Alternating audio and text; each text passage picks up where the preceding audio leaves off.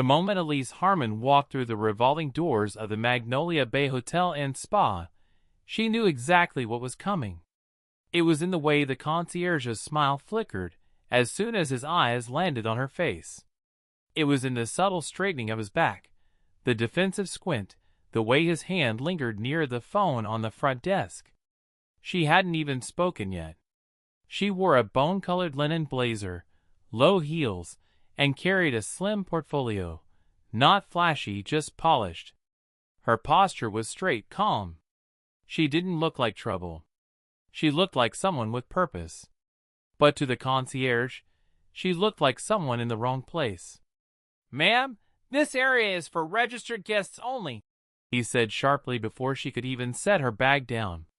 Elise gave a slow blink, the kind you learn to perfect after years of being mistaken, questioned, minimized. She smiled faintly. "I know," she replied. "I have a reservation. Penthouse." He didn't look at the system. Didn't ask her name. Just reached for the phone.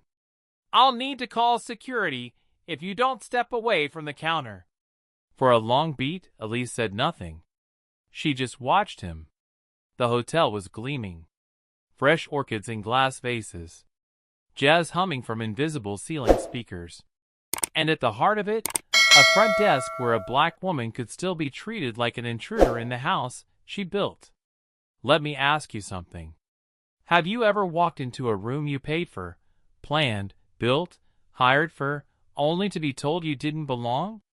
Have you ever stood on the marble floor of your own success and felt like the doormat? If you've lived it, or loved someone who has, then you already know what Elise Harmon was feeling at that front desk. Not humiliation. Not even anger. Something colder. Sharper. Like steel being drawn from a sheath. And if this story already has you nodding, heart pounding, hands tightening, stop and do this. Hit that like button, share it with someone who needs it, and drop your country in the comments. Because what Elise does next? It'll live in your memory. Back in the lobby, another staff member arrived, trying to sound helpful, but only making it worse. "Maybe you could come back later, ma'am. It's peak check-in. You'll blend in better around 8 o'clock. Elise's eyes flicked sideways. Blend in? As if she'd come here to disappear. "I don't blend," she said calmly. "I own." Still, they didn't believe her. The concierge glanced at the guards approaching, signaling silently that they needed to intervene. Then she said it, clearly and without raising her voice. "I'm Dr. Elise Harmon. This is my hotel." They blinked at her, confused. She reached into her portfolio and pulled out a thick manila folder. She opened it slowly. Inside was the operating agreement. Her signature on every page. A full-color printout of the ownership transfer, effective 6 weeks ago. That's when the air shifted. The younger staff member stepped back. One of the guards lowered his radio. But the concierge leaned forward. "Anyone can print a contract. You need to prove you belong here." Elise's smile returned, tighter this time. She tapped the screen on her phone. Within 30 seconds, the front doors opened again. This time, it was Marcus Fields, her chief of operations. 6'3", suit perfectly pressed, carrying a sealed envelope in one hand and a black binder in the other. He walked straight to Elise and said one sentence. "It's time." Elise nodded, turned back to the desk, and placed the envelope on the counter. "Inside is a list of staff members whose employment is terminated effective immediately. That includes you," she said, looking the concierge in the eye. He scoffed. "You're serious? You assumed I wasn't." The music in the lobby cut off. Behind her, 2 other executives entered and began speaking quietly to the other hotel guests. The hotel was being closed to the public. Private restructuring. Guests would be relocated and compensated. As for the staff, Elise turned to the 2 security guards. "You two are fine. You didn't touch me. You stayed back. But the rest of your team? She didn't finish the sentence. She didn't need to. Because Elise Harmon didn't come to be tolerated. She came to teach every person in that room exactly what it looks like when the person you dismissed owns the building you're standing in. And she was only just getting started. By the time Elise reached the executive lounge on the top floor, the doors had been locked, the public guests cleared, and the sound of rolling luggage had faded into silence. The quiet was welcome. Below, the lobby buzzed with stunned whispers and the hushed tones of corporate damage control. But up here? Up here was where truth lived. Elise poured herself a glass of still water from the private refreshment station and stared out the window. 12 stories below, the city pulsed with twilight. Magnolia trees swayed along the promenade. Somewhere down there, a woman like her was probably being asked to prove her worth, again. She leaned on the polished wood table and let out a long breath. 9 minutes, she muttered. They made their decision in 9 minutes. Marcus Field stood beside her, flipping through a printed document. Honestly, I think it took them less than 5. She turned toward him. It wasn't just a mistake, Marcus. It was muscle memory. That concierge didn't hesitate. He saw me, and his brain just filled in the story. Black woman. No luggage. Doesn't belong. Handle it quietly. Marcus nodded, then set the packet down on the table. Want to go through the rest? Not yet. Let me ask you something. Have you ever built something from the ground up, brick by brick, name by name, and still walked in to find a stranger standing at the door telling you you're not allowed inside? That's not rejection. That's erasure. That's what Elise Harmon had fought her whole life to outgrow, and what she'd just been dragged back into. But this time, she didn't come with a smile and a resume. She came with the deed. 20 years earlier, Elise stood in this same hotel, different name then, different ownership, wearing a polyester maid's uniform, balancing a tray of glass cleaner and folded towels. She was 19. Broke. Trying to keep her spot at Georgia State while working 2 jobs. Back then, guests never saw her. Back then, the concierge never spoke to her, unless to point out a fingerprint on a mirror she missed. And back then, in this very penthouse suite, she overheard a group of investors laughing about demographics. We cater to a certain kind of guest, one of them had said. They want Southern charm, not social experiments. She'd gone into the hallway and cried, then went back to vacuuming. That was the night Elise promised herself something. One day, she'd come back and buy the building. And now? She had. Marcus took a seat across from her. Are you sure you want to replace the entire staff? She looked at him. No, she said plainly. But I didn't come back here to train people who've already decided who they're willing to serve. She slid a folder across the table. We're hiring a new team. From the ground up. Locals. People overlooked. People who've lived it. He opened the folder and nodded. This is bold. She smiled. So is buying the place. 2 hours later, Elise held a private meeting in the hotel's now empty event ballroom. The chandeliers were dimmed. Only 10 people were there, the 10 employees she'd chosen to keep. They were the ones who hadn't looked away, the ones who had hesitated, the ones who, even when they didn't know who she was, didn't treat her like a threat. A young housekeeper named Danny stood to speak. I didn't know who you were, ma'am, but I knew they were treating you wrong. Elise nodded. That's all I needed to see. Danny swallowed. But are we going to lose our jobs too? Elise smiled gently. No, Danny. You're going to help me build something better. Then she handed her a crisp new name badge. Danny Mitchell, Guest Experience Manager Trainee. The woman gasped. Tears welled up in her eyes. I've never been anything but part-time, she whispered.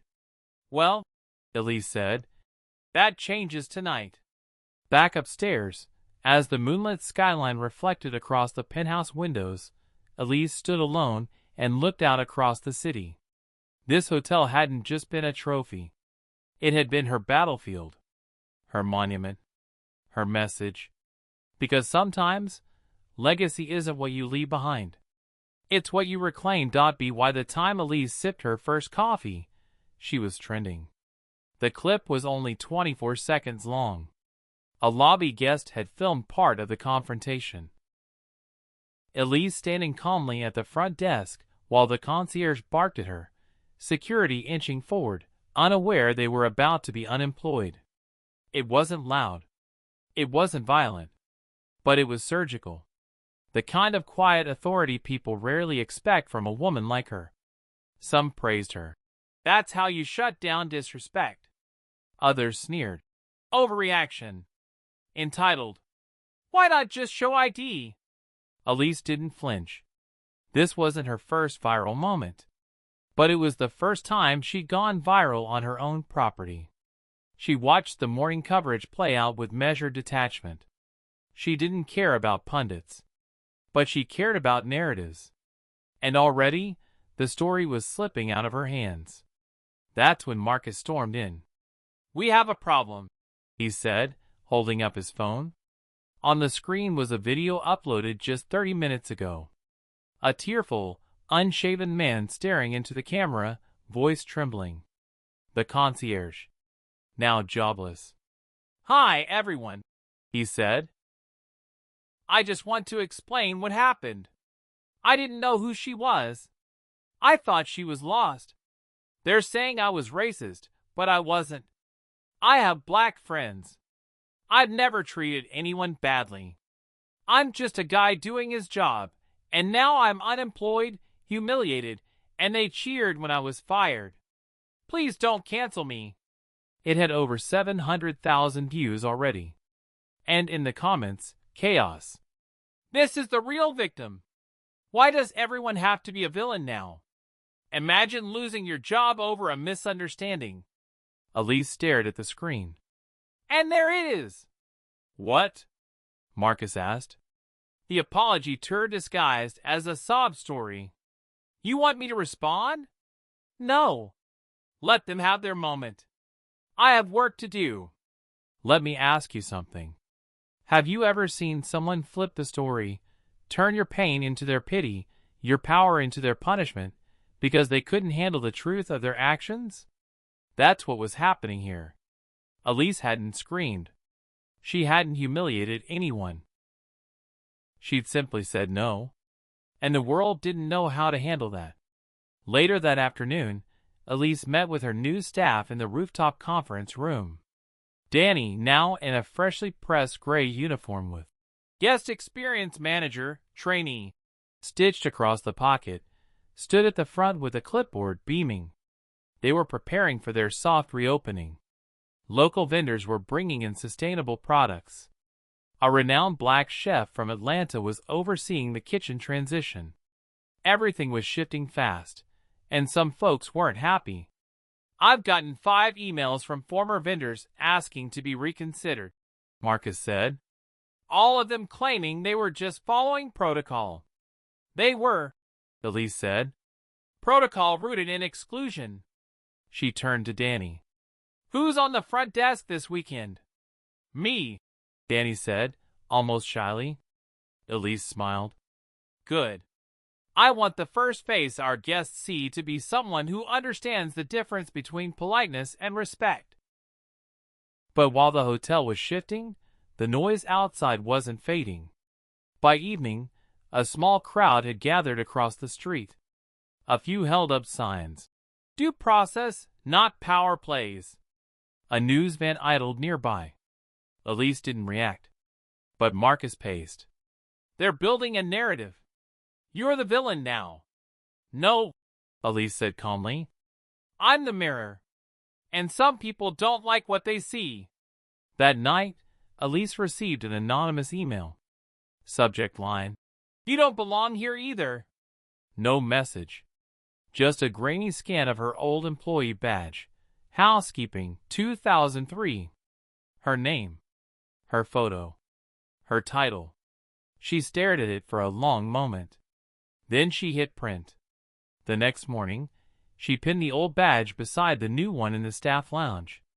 Under it, she left a note. I cleaned these floors long before I owned them. So don't tell me I don't belong. I built this place. And now, I'm rebuilding it right. She didn't need to defend herself. The truth was already printed in laminate and legacy. The town hall was already packed when Elise arrived. Fold-out chairs lined the community center gymnasium. Rows of reporters flanked the back wall, lenses aimed and waiting. The room was hot, not from the weather, but from tension. It was the first time Magnolia Bay's new owner was facing this city since the firings. Elise stepped onto the stage with quiet composure, dressed in all black, save for a silver magnolia pin over her heart. She didn't need to raise her voice. The murmur settled the moment she reached the mic. I understand emotions are high, she began. Change makes people nervous. But the truth is simple. The hotel you knew was never built to serve everyone. Now it will be. A voice from the crowd cut through. At what cost? A white woman near the front stood, arms crossed. You fired my son. He was a night auditor. 3 years. Never a complaint. And now he's jobless because he didn't recognize you? Murmurs of agreement swelled around her. Elise didn't flinch. I didn't fire your son because he didn't recognize me, she said. I fired him because, like many others, he acted like he didn't have to respect anyone he didn't expect to see at the head of the table. Applause broke out. And with it, boos. Someone else shouted, What about redemption? You believe in second chances or just revenge? Elise paused. She scanned the room slowly, letting the silence sharpen before she answered. I believe in accountability. I believe in repair. But repair starts with admitting the damage. Let me ask you something. Have you ever stood in front of a room full of people who didn't want truth, they wanted comfort, and told them what they didn't want to hear? That's not an answer. That's a reckoning. As Elise stepped down from the stage for open Q&A, a man raised his hand and took the mic. He was older, late 60s, tall, shoulders stooped from years of labor. She recognized him instantly, and her stomach tightened.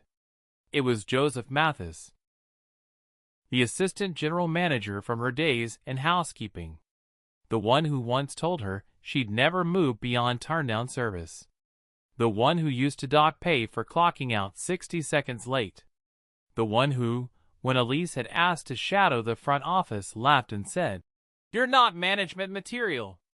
You clean toilets. Now, all these years later, here he stood, clean-shaven, wearing a dusty blazer, looking her in the eye for the first time in 2 decades.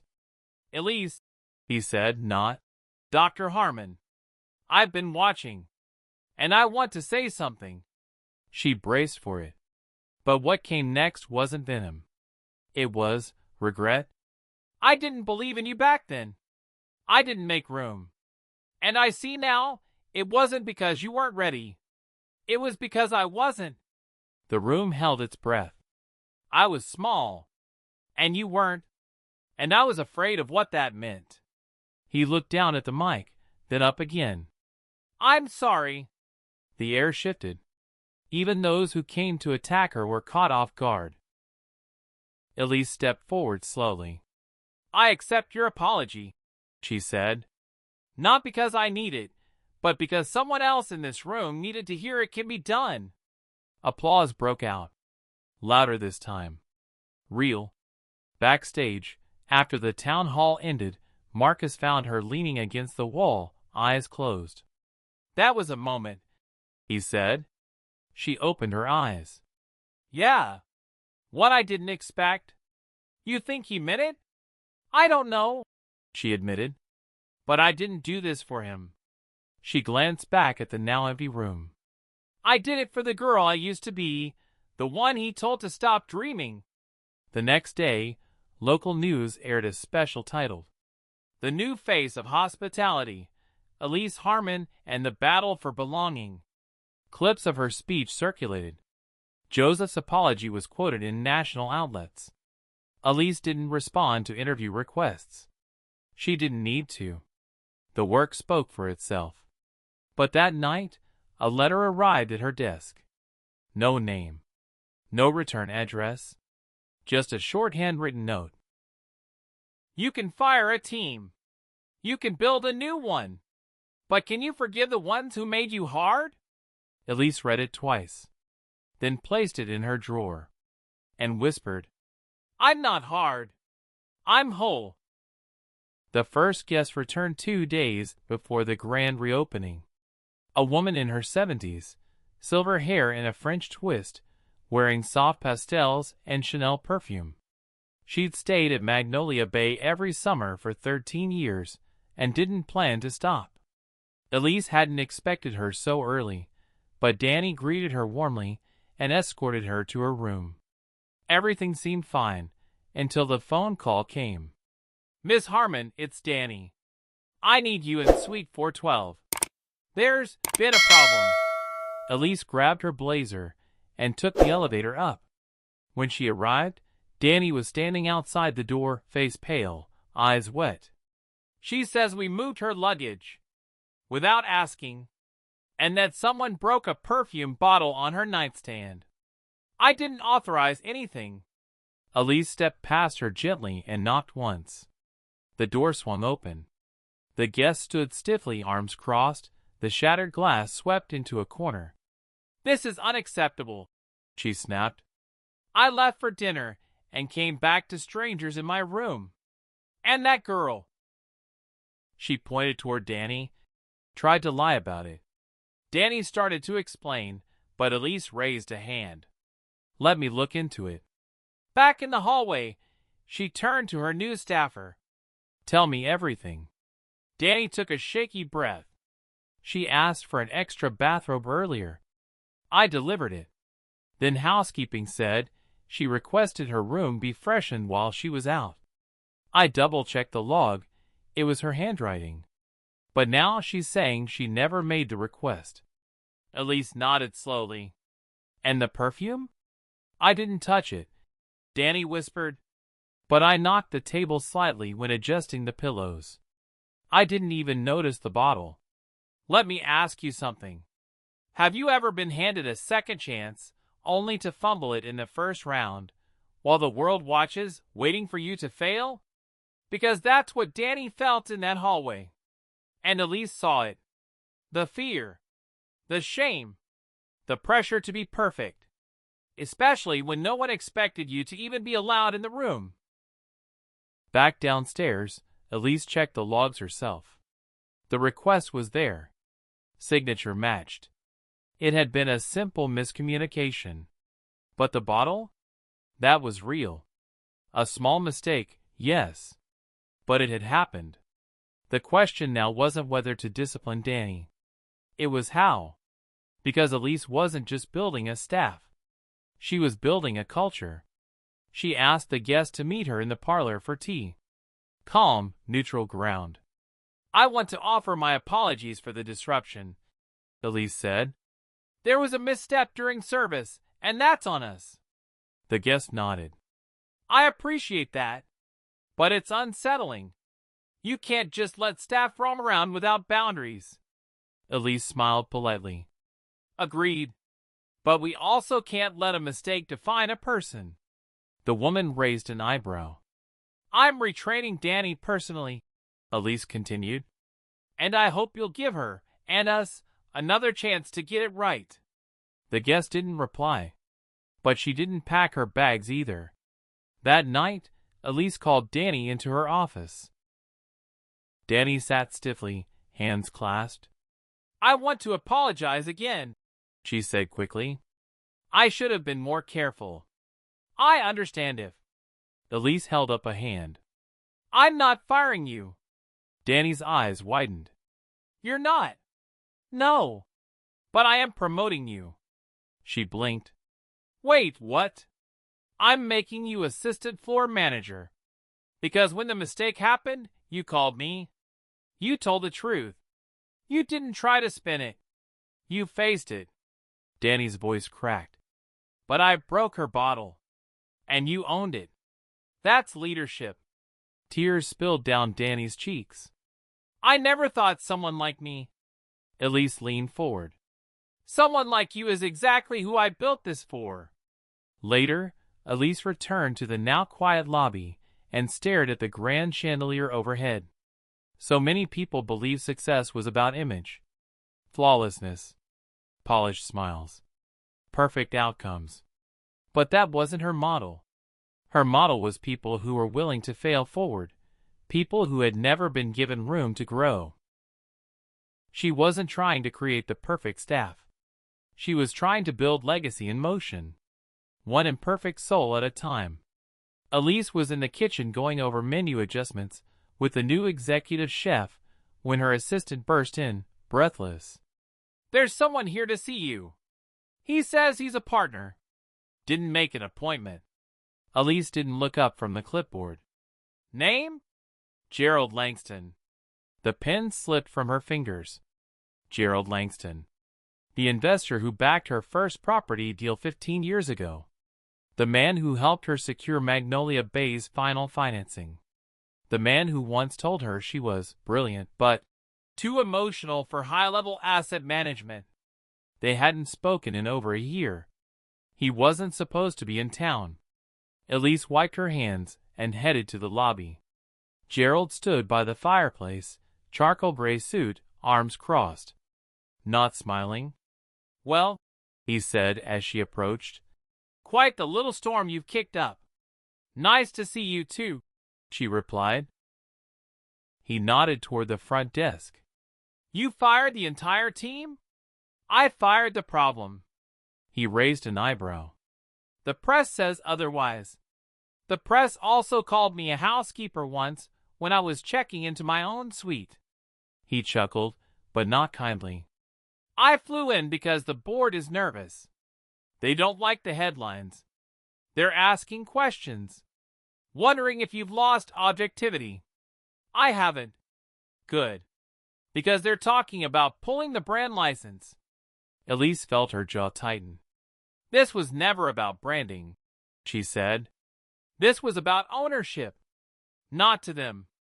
They see assets, not statements. He leaned in slightly. You're getting a reputation. I hope so. He lowered his voice. Don't be arrogant, Elise. You have too much riding on this to let it become personal. Let me ask you something. Have you ever built something with someone else's bricks, only to have them come back and try to take credit, or worse, take control? Elise wasn't just defending a business. She was protecting a blueprint for dignity. And now it was being threatened from the inside. She led Gerald upstairs to the sunroom. The glass ceiling spilled warm light across clean floors and fresh arrangements. This was her favorite space in the entire hotel. Gerald, she began, do you remember the terms of our agreement? He nodded. Of course. Capital investment. Partial equity. Oversight in growth years 1 through 3. Good.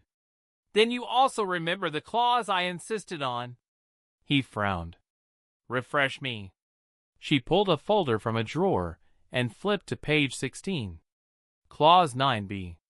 In the event of direct conflict between investor preference and owner vision, discretion shall favor the primary operator. He stared at it. You let me put that in because you didn't think I'd use it, she said quietly. He didn't speak. This is my hotel, Gerald. Not yours. Not theirs. And not for sale. He straightened, defensive. You think passion makes you untouchable?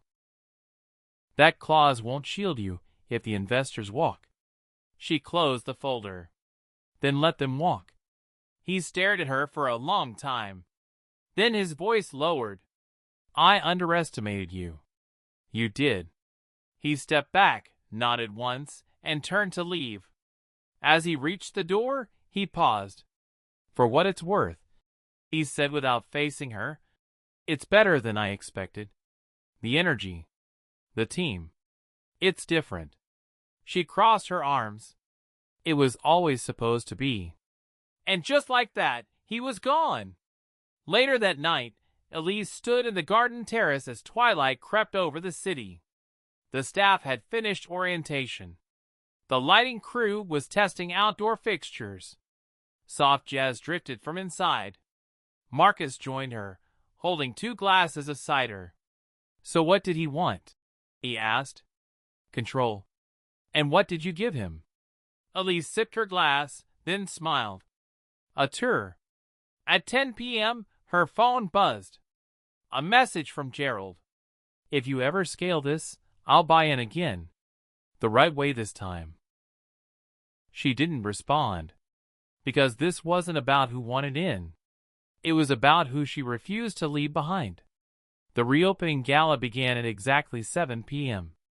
No fireworks. No press wall. Just music spilling from the grand piano in the corner of the ballroom, and the soft hum of conversations blending into laughter. Candles flickered on every table. The scent of roasted sea bass and vanilla bean drifted through the air. Elise stood at the edge of the balcony, watching it all unfold. Danny was managing the floor team in a tailored slate gray suit. Marcus moved between guests with the calm assurance of a man who had seen the storm and stayed steady. The staff wore name tags with pride. And for the first time since the lobby incident, everything felt still. The ballroom was filled with people from every walk of life. Local artists, civil rights organizers, former staffers who had reapplied, new hires who had never worked in hospitality but had been trained from scratch. There were no types anymore, only talent. Elise turned toward the center of the room where a small stage had been set. A staffer handed her a mic. She waited until the pianist slowed the music. Then she stepped forward. The crowd quieted on instinct. She smiled. "Thank you for coming. And thank you for believing that hospitality can mean more than just service, it can mean justice." A few clapped, but she raised her hand gently. "I want to share a story." She walked to the edge of the platform. 26 years ago, I worked in this very building. Not on this floor. Not in this gown. I was 19, wearing a wrinkled uniform and carrying a bottle of Windex. Some laughter rippled. She continued. Back then, I used to clean the mirrors in the executive suites. And every time I wiped one down, I asked myself the same question. If I stood in front of this mirror long enough, would the world ever reflect back something bigger for me? A hush fell. I never expected the answer to be yes. But I stopped asking. I started building. Let me ask you something. Have you ever walked into a room they once told you didn't belong in, and realized you now own the key? That's not a comeback. That's a new blueprint. Elise glanced toward the entrance. A familiar figure was arriving late, her mother, hands clasped around her purse, eyes wide with pride. Elise nodded once, then continued. I didn't come back to get revenge. I came back to restore something. The truth. The memory. The mirror. She looked out over the crowd. And this mirror, this place, belongs to the people who were never meant to see themselves in luxury. A standing ovation broke out. But Elise raised the mic again. Before I go, I want to speak directly to you, wherever you're hearing this. On your phone. On a late-night drive. On a break at work. Her voice softened. Have you ever been asked to prove you belong in a place you built? Have you ever been looked at and told, with a glance, that you're not enough, not because of who you are, but because of how you look? She stepped down from the platform and began walking through the guests. Then hear this. You don't have to apologize for taking up space. You don't have to wait for permission to lead. You don't have to shrink. Her voice grew stronger. They may doubt your name, your title, your presence, but they will never forget your impact. She stopped next to Danny and placed her hand on the young woman's shoulder. Legacy isn't just something you leave behind. It's what you build while they're still trying to tear you down. As the crowd erupted, Elise smiled and stepped back into the sea of people. No spotlight, no title card, just the quiet satisfaction of someone who had rewritten the rules and handed the pen to the next person who needed it. And now I want to speak to you, yes, you, wherever you are. Maybe you've never owned a hotel. Maybe you've never been mistaken for the help in your own house. But if you've ever felt invisible, if you've ever had to smile while someone disrespected you in your own space, then remember this. Speech balloon comment where you're watching from. Thumbs up like this if you've ever been underestimated. Loudspeakers share it with someone who needs to hear it. Because this story, this isn't just Elisa's. It's yours too.